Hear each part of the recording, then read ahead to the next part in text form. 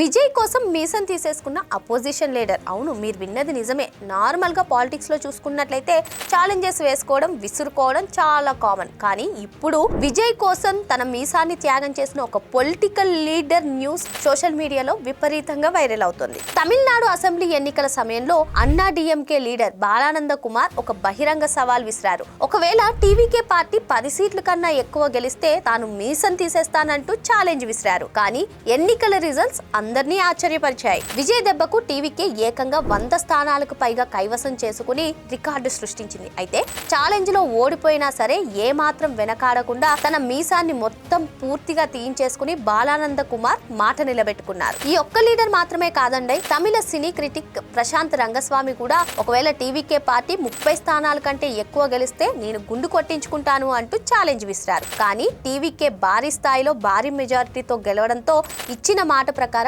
ఆయన కూడా గుండు చేయించుకున్నారు. పాలిటిక్స్ లో ఛాలెంజెస్ చేసుకోవడం చాలా నార్మలే అయినప్పటికీ ఓడిపోయిన తర్వాత కూడా ఇలా మాట నిలబెట్టుకోవడం చాలా ఇంట్రెస్టింగ్ గా ఉంది. మరి ఈ రెండు ఇన్సిడెంట్స్ పైన మీ ఒపీనియన్ ఏంటో కామెంట్ చేసేయండి.